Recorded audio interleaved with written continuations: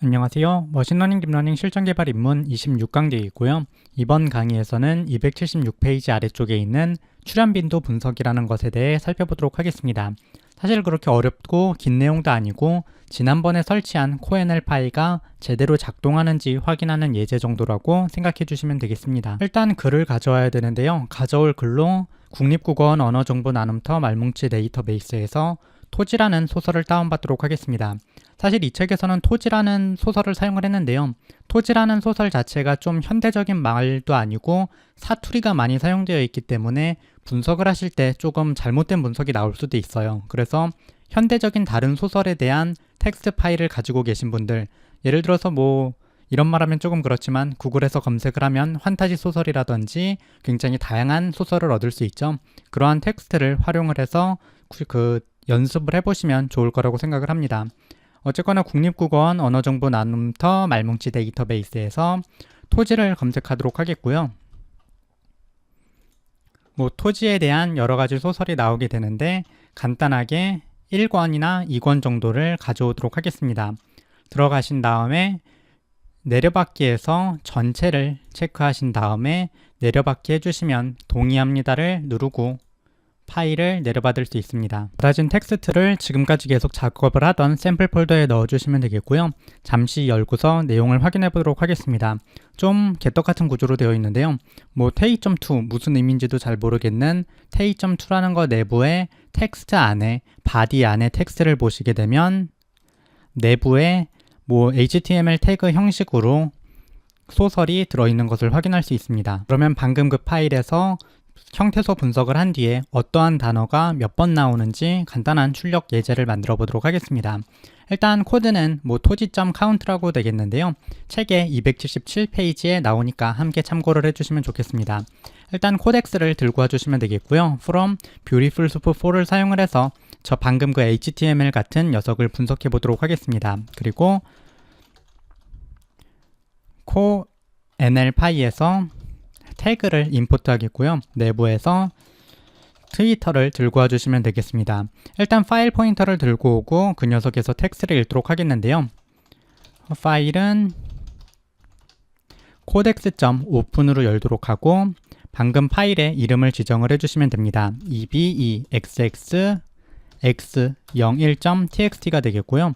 책에는 bexxx0003이라고 나오게 되는데 토지의 다른 파일을 받아서 그렇습니다. 어쨌거나 이 녀석을 R로 읽도록 하고요. 인코딩 방식은 UTF-16으로 읽도록 하겠습니다. 이어서 beautiful soup의 파일 포인터를 전달하도록 하겠고요. 이 녀석을 html.parser로 분석을 해보도록 하겠습니다. 사실 html.parser 이외에 넣을 수 있는 것도 굉장히 많은데요. 이 책의 분량 관계상 그것까지 모두 다루지는 못했습니다. 어쨌거나 그런 것을 다루는 별도의 크롤링 스크레이핑 관련 책을 번역을 하고 있으니까 한 3개월 정도 걸릴 것 같은데 이후에 그 책을 살펴보시면 좋을 거라고 생각을 합니다. 어쨌거나 soup.select1을 사용을 해서 body에서 텍스트를 가져와 주시면 되겠고요. 이 내부에서 body.getText를 활용을 해서 내부에 있는 텍스트를 꺼내 주시면 되겠습니다. 어쨌거나 여기까지 텍스트가 제대로 꺼내졌는지 한번 출력을 해보도록 하겠습니다. 실행을 해보시게 되면 상콤하게 오류가 나오는 모습을 볼 수 있는데요. 이 오류 같은 경우에는 책에 오탈자가 있네요. 텍스트 아래에 body입니다. body 아래에 텍스트가 아니고요. 그래서 이 녀석을 실행을 하고 저장하고 실행해 보게 되면 지금 화면과 같이 쭉쭉 내용이 나오는 모습을 확인할 수 있습니다. 어쨌거나 그럼 여기에서 텍스트의 빈도를 분석을 해보도록 할게요. 일단 트위터 생성자 함수를 사용을 해서 트위터 인스턴스를 만들어 주시면 되겠고요. 언어의 빈출도를 조사할 딕셔너리 자료형을 하나 만들도록 하겠고 text.split을 사용을 해서 방금 가져왔던 텍스트를 분할해서 읽도록 하겠습니다. 이어서 한 줄 한 줄 분할된 요 lines라는 녀석을 기준으로 반복문을 돌려주시면 되겠고요. 저번에 살펴보았던 트위터의 post라는 메서드를 사용해서 한 줄을 읽어드리고 말리스트라는 녀석의 데이터를 저장해 주도록 합니다. 그럼 한번 현재 상태를 출력해 보도록 하겠는데요. 형태소 분석을 한 게 굉장히 많기 때문에 말 리스트를 출력을 하고 곧바로 브레이크를 먹여서 전부 돌지 않게 하도록 하겠습니다. 어쨌거나 이렇게 저장을 하고 중간에 한번 실행을 해보게 되면 백그라운드에서 코NL파이 관련 것들이 켜지고 분석이 이루어진 다음에 지금 화면과 같이 모지막지하게 출력하는 모습을 볼 수 있는데요. 어쨌거나 각각 앞쪽에 있는 녀석은 형태소 분석이 된 거고 뒤에 있는 녀석은 품사라는 것을 알 수 있습니다.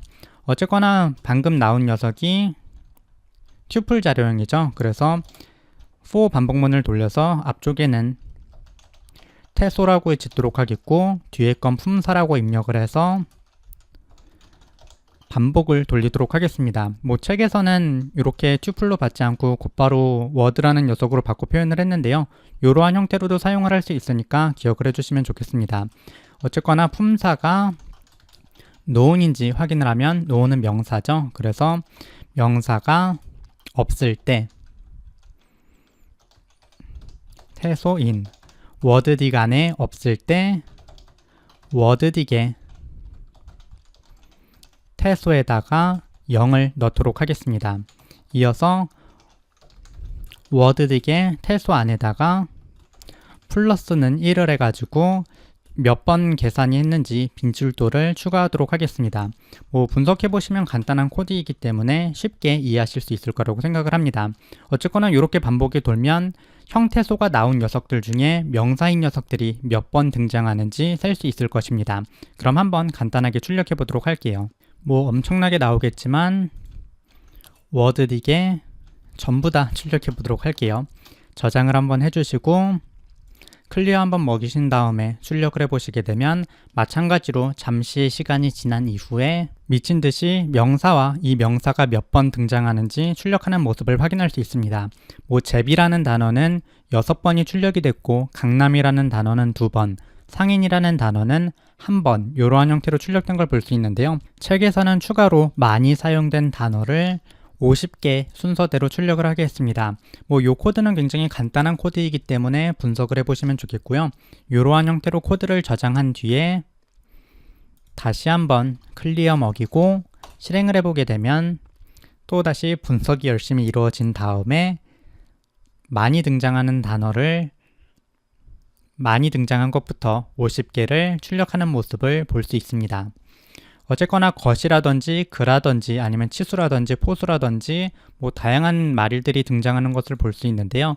이러한 형태로 명사들을 추출하고 명사가 몇 번 등장하는지 확인할 수 있다고 기억을 해주시면 되겠습니다. 어쨌거나 이런 거를 활용을 하면 다양한 것들을 생각해 보실 수 있을 거예요. 예를 들어서 환타지 소설이라든지 아니면 무협 소설이라든지 생각나는 게 이런 거밖에 없는데 어쨌거나 다양한 분야의 소설을 가져와서 그 소설에서 등장하는 단어의 빈도를 사용을 해서 장르를 분류할 수 있지 않을까라는 생각을 해볼 수 있을 겁니다. 환타지 소설이라면 마법이라든지 엘프라든지 하는 단어들이 나와서 그것들이 많이 등장할 수 있고 무협 소설이라면 다양한 마교라든지 그런 것들이 등장할 수 있겠죠. 그래서 그러한 단어의 빈출도를 기반으로도 딥러닝과 머신러닝을 활용을 해서 분야를 구분한다던가 하는 것이 가능할 겁니다. 마찬가지로 어떤 기사를 읽었을 때 그 기사에서 많이 등장하는 단어, 예를 들어서 아이폰이라든지 안드로이드라든지 아니면 애플이라든지 구글이라든지 삼성이라든지가 나오면 IT 기사일 확률이 높겠죠. 그래서 이러한 단어를 기반으로 이 기사가 IT 기사인지 아니면 최근 계란 파동이 났는데 계란이라든지 08말이라든지 이러한 단어의 빈도를 확인을 하게 되면 이 기사가 생활 관련 기사인지 등도 확인할 수 있을 것입니다. 그래서 현재 살펴본 명사 추출만으로도 굉장히 다양한 아이디어를 생각하실 수 있을 거예요. 그래서 일단 현재 단계에서 요 코NL 파일을 사용한 분석과 함께 여러 가지 아이디어를 생각해 보시면 좋겠습니다. 방금 언급한 아이디어들은 이후에 구현을 해볼 거고요. 오늘 강의는 여기까지 되겠고 그러면 다음 강의에서 워드2백이라는 것을 사용을 해서 문장을 벡터로 변환하는 방법에 대해서 살펴보도록 하겠습니다. 어쨌거나 그럼 다음 강의에서 뵙도록 하겠습니다. 감사합니다.